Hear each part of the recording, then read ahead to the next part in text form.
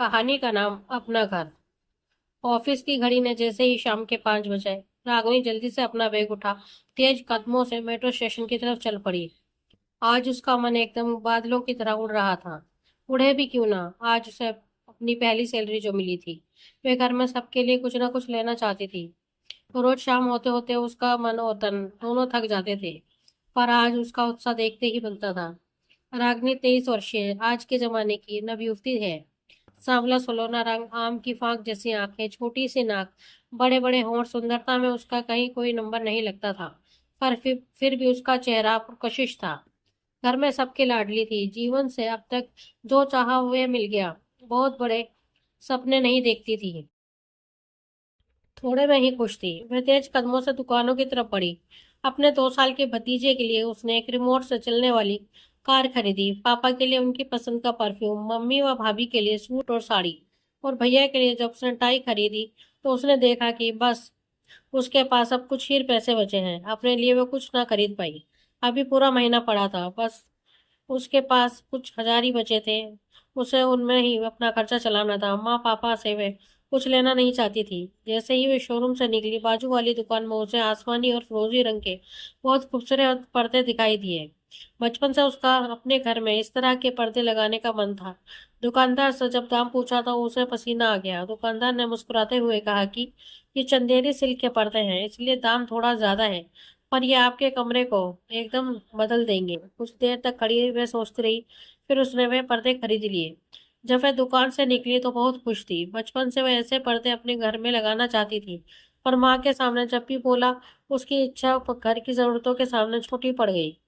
आज उसे ऐसा लगा जैसे वह वाकई में आजाद हो गई है। जब वह घर पहुंची तो रात हो चुकी थी। उस रात सब रात के खाने के लिए उसका इंतजार कर रहे थे। भतीजे को चूमकर उसने सबके उपहार टेबल पर रख दिए। सब उत्सुकता के साथ उपहार देखने लगे। अचानक माँ बोली, तुम अपने लिए क्या लाई हो? रागिनी ने मुस्कुराते हुए पर्दों का पैकेट उनकी तरफ बढ़ा दिया। पर्दे देखकर माँ बोली, ये क्या है, इन्हें तुम पहनोगी? रागिनी मुस्कुराते हुए बोली, मेरी प्यारी माँ, इन्हें हम घर में लगाएंगे। माँ ने पर्दे वापस पैकेट में रखे और फिर बोली, इन्हें अपने घर में लगाना। तो रागिनी असमंजस से माँ को देखती रही। उसकी समझ में नहीं आया कि इसका क्या मतलब है।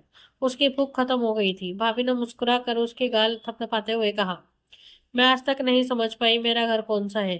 रागिनी, तुम अपना घर खुद बनाना। और फिर भाभी ने बहुत प्यार से उसके मुंह में एक निवाला डाल दिया। आज पूरा घर पकवानों के महक से महक रहा था। माँ ने अपनी सारी पाक कला को निचोड़ कर दिया था। कचौरियाँ, रसगुल्ले, गाजर का हलवा, ढोकले, पनीर के पकोड़े, हरी चटनी, समोसे और करारी चाट। भाभी लाल साड़ी में इधर से उधर चहक रही थी। पापा और भैया पूरे घर का घूम घूर कर मुआयना कर रहे थे, कहीं कुछ कमी ना रह जाए। आज रागनी को कुछ लोग देखने आ रहे थे। एक तरह से रागनी की पसंद थी, जिस पर आज उसके घर वालों को मोहर लगानी थी। अक्षय उसके ऑफिस में ही काम करता था। दोनों में अच्छी दोस्ती थी, जिसे अब ये वे एक रिश्ते का नाम देना चाहते थे। ठीक 5 बजे एक कार उनके दरवाजे के सामने आकर रुकी और उसमें से 4 लोग उतरे। सबने ड्राइंग रूम में प्रवेश किया। रागिनी ने पर्दे की ओर से देखा। अक्षय जींस और लाइट ब्लू शर्ट में बेहद खूबसूरत लग रहा था। उसकी माँ मीना आज के जमाने की आधुनिक महिला लग रही थी। छोटी बहन मासूमा भी बेहद खूबसूरत थी। पिता अमर बेहद सीधे साधे व्यक्ति लग रहे थे। रागिनी अक्षय की माँ और बहन के सामने कहीं भी नहीं ठहरती थी, पर उसका भोलापन, सुलझे हुए विचार और सादगी ने अक्षय को आकर्षित कर लिया था। रागिनी के किरदार में कहीं भी कोई बनावटीपन नहीं था। जहाँ अक्षय को अपनी ओर अपनी माँ के में प्लास्टिक के फूलों की गंध आती थी, वहीं रागिनी में उसे असली फूलों की महक आती थी। अपने पिता को उसने हमेशा एडजस्टमेंट करते हुए देखा था। वे खुद ऐसा नहीं करना चाहता था, इसलिए हर हाल में अपनी माँ का लाडला, हर बात मानने वाला अक्षय किसी भी कीमत पर अपनी जीवन साथी के चुनाव की भागदौड़ माँ को नहीं देना चाहता था। रागिनी ने कमरे में प्रवेश किया। जहाँ अक्षय प्यार भरी नजरों से उसकी तरफ देख रहा था, वहीं मीना और मासूमा उसकी तरफ अचरज से देख रही थी। उन्हें रागिनी में कोई खूबी नजर नहीं आ रही थी। अमर को रागिनी एक सुलझे विचारों वाली लड़की नजर आई, जो उनके परिवार को संभाल कर रख सकेगी।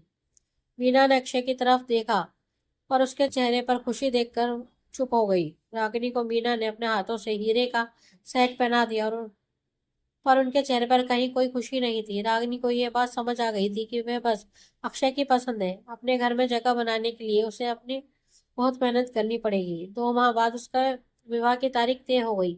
दुल्हन के लिबास में रागिनी बेहद खूबसूरत लग रही थी। अक्षय और इसकी जोड़ी पर लोगों की नजरें ही नहीं ठहर रही थी। मीना भी आज बहुत खुश लग रही थी। कन्यादान करते हुए रागिनी के माँ और पापा के आंखों में आंसू थे।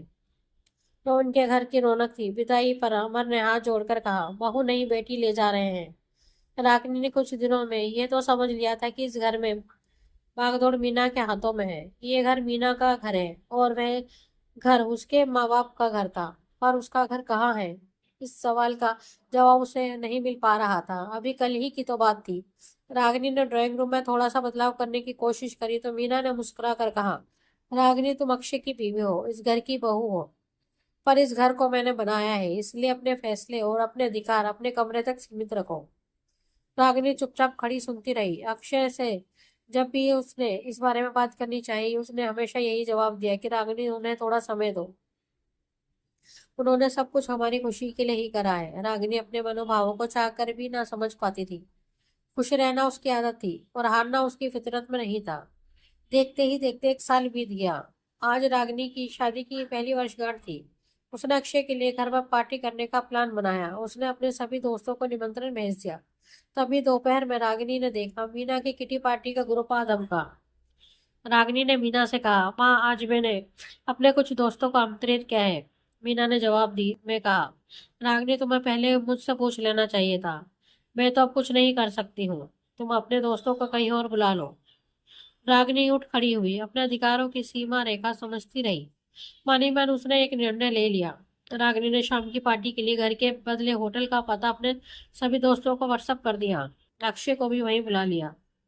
अक्षय ने रागिनी को पीली वाला कांजीवरम की बेहद खूबसूरत साड़ी और झुमके उपहार में दिए। रागिनी जैसे सुलझे विचारों वाली जीवन साथी पाकर अक्षय बेहद खुश था। रागिनी को अपनी जिंदगी से कोई शिकायत नहीं थी, पर फिर भी कभी कभी वह चंदेरी के पर्दे उसे मुंह दिख चिढ़ाते थे। अक्षय उसे हर तरह से खुश रखता था, पर वह कभी रागिनी की अपनी घर की इच्छा को नहीं समझ पा रहा था। रागिनी को अपने घर को अपना कहने का या महसूस करने का अधिकार नहीं था। वो उसकी जिंदगी का वह खाली कोना था जिसे कोई भी नहीं समझ पाता था। ना उसके अपने माता पिता, ना अक्षय और ना ही उसके सास ससुर। रागिनी ने धीरे धीरे इस घर में सभी के दिल में जगह बना ली थी। मीना भी अब उसकी से खिंची खिंची नहीं रहती थी।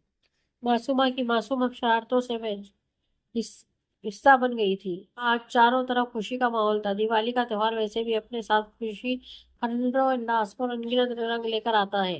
पूरे घर में पेंट चल रहा था। जब अक्षय पर्दे बदलने लगा तो अचानक रागिनी बोली कि रुको, और फिर भाग भाग कर चंदेरी के पर्दे ले आई। इससे पहले कि अक्षय कुछ बोलता मीना बोल उठी, रागिनी ऐसे पर्दे मेरे घर पर नहीं लगेंगे। रागिनी प्रश्न सूचक नजरों से अक्षय को देख रही थी। उसे लगा वह कुछ बोलेगा कि माँ ये रागिनी का भी घर है, पर अक्षय कुछ ना बोला। रागिनी का खरा मुंह देख कर बोला, इतना क्यों परेशान हो, पर्दे ही तो है।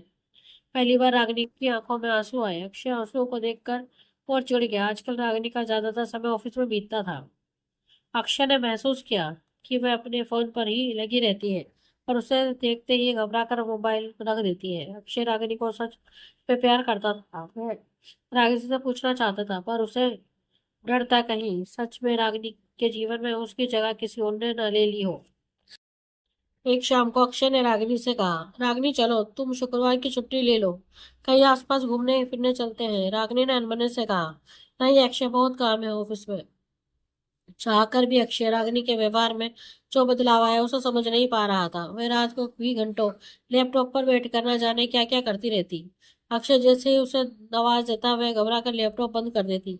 अक्षय जितना उसके करीब जाने की कोशिश करता वो उतना ही उससे दूर जा रही थी। ना जाने में क्या था जिसके पीछे रागिनी पागल हो रही थी। रागिनी के भाई ने भी उस दिन अक्षय को फोन पर कहा, आजकल रागिनी घर पर फोन ही नहीं करती, सब ठीक है ना? अक्षय ने कहा, नहीं आजकल ऑफिस में बहुत काम है। देखते ही देखते 100 साल बीत गए। अब अक्षय और रागिनी दोनों के माता पिता की इच्छा थी कि वे अपने परिवार को आगे बढ़ाएं। आज फिर से उनकी शादी की सालगिरह का जश्न था, पर आज मीना ने खुद दावत रखी थी। रागिनी ने एक बहुत ही खूबसूरत प्याजी रंग की स्कर्ट और कुर्ती पहनी हुई थी। अक्षय की नजरें उससे हट ही नहीं रही थी। सब लोग उन्हें छेड़ रहे थे कि वे खुशखबरी कब दे रहे हैं। रात को एकांत में जब अक्षय ने रागिनी से कहा कि रागिनी मेरा भी मन है, तो रागिनी ने अनबने ढंग से कहा कि वह तैयार नहीं है। रात में भी अक्षय को ऐसा लगा जैसे उसके पास बस रागिनी का शरीर है। अक्षय रात भर सो नहीं पाया। अक्षय वह हर हाल में रागिनी से बात करना चाहता था, पर आज वह सुबह उठा, रागिनी ऑफिस के लिए निकल चुकी थी। अक्षय को कुछ समझ नहीं आ रहा था। ऐसा लगता था रागिनी उसके साथ होकर भी उसके साथ नहीं है। वह हर हफ्ते उसके साथ कोई ना कोई प्लान बनाता, पर रागिनी को तो रविवार में कोई ना कोई ऑफिस का काम हो जाता था। उन दोनों के बीच एक मौन था जिसे वे चाहकर भी नहीं तोड़ पा रहे थे। अक्षय को अपनी वे पुरानी रागिनी चाहिए थी, पर उसे कुछ समझ नहीं आ रहा था। देखते ही देखते फिर दिवाली आ गई। पूरा शहर रोशनी से जगमगा रहा था। आज अक्षय को बहुत दिनों बाद रागिनी का चेहरा रोशनी से खिला दिखा। रागिनी ने अक्षय से कहा, अक्षय आज मुझे तुमसे कुछ कहना है और कुछ दिखाना भी है। अक्षय उसकी तरफ प्यार से देखते हुए बोला, रागिनी कुछ भी बोलना, बस ये मत बोलना तुम्हें मुझसे प्यार नहीं है। रागिनी खिलखिलाकर हंस पड़ी और फिर बोली, तुम पागल हो क्या? तुमने ऐसा सोचा भी कैसे? अक्षय मुस्कुरा दिया, बोला, लेकिन तुम मुझे पिछले 1 साल से नेगलेक्ट कर रही हो। एक हम एक साथ कहीं भी नहीं गए। रागिनी बोली, पता नहीं तुम्हें समझ आएगा या नहीं, पर मैं पिछले 1 साल से अपनी पहचान और अपने वजूद, अपनी जड़ें ढूंढ रही थी। अक्षय को कुछ समझ नहीं आ रहा था। रागिनी ने गुलाबी और नारंगी चंदेरी सिल्क की साड़ी पहनी हुई थी, साथ में कुंदन का मेल खाता सेट, हीरे के कड़े और ढेर सारी चूड़ियां। आज उसके चेहरे पर ऐसी आभा थी कि सब लोग उसके आगे फीके लग रहे थे। रंगोली बनाने के बाद रागिनी ने अक्षय को उसके साथ चलने को कहा, तो अक्षय कार की चाबी उठाकर चल पड़ा। रागिनी हंसकर बोली, आज मैं तुम्हें अपने साथ अपनी कार में लेकर चलना चाहती हूँ। अक्षय चल पड़ा। थोड़ी ही देर में कार हवा से बातें करने लगी और कुछ देर बाद कार नई बस्ती की तरफ चलने लगी। कार ड्राइव करते हुए रागिनी बोली, अक्षय आज मैं तुमसे कुछ कहना चाहती हूँ। तुमने हमेशा हर तरह से मेरा ख्याल रखा है, पर बचपन से मेरा एक सपना था जो मेरी आंखों में पलता रहा। माँ पापा ने कहा कि तुम्हारा घर वह होगा जहाँ तुम जाकर एक घर बनाओगी। तुम मिले तो लगा मेरा सपना पूरा हो गया, पर अक्षय कुछ दिनों बाद समझ आ गया कि कुछ सपने होते हैं जो साझा नहीं होते। शादी का मतलब ये नहीं कि तुम्हारे सपनों का बोझ तुम्हारा जीवन साथी भी उठाए। मुझे तुमसे या तो किसी से भी कोई शिकायत नहीं है, पर अक्षय आज मेरा एक सपना पूरा हुआ है। ये उसने एक नई बनी सोसाइटी के सामने कर रोक दी। अक्षय चुपचाप उसके पीछे चल पड़ा। एक नए फ्लैट के दरवाजे पर उसके नाम की नेम प्लेट लगी थी। अक्षय हैरानी से देख रहा था। छोटा पर बेहद खूबसूरती से सजा हुआ फ्लैट। तभी हवा का झोंका आया तो चंदेरी के फिरोजी पर्दे रागिनी के पर्दे के अपने घर में लहराने लगे, जहां पर उसका अधिकार घर पर ही नहीं वरन उसकी आबो हवा पर भी था। दोस्तों, आपको हमारी ये कहानी कैसी लगी प्लीज कमेंट में हमें जरूर बताएं। फिर कहानी आपको अच्छी लगे तो अपने दोस्तों के साथ शेयर करें और हमारे चैनल को लाइक एंड सब्सक्राइब करना ना भूलें। धन्यवाद।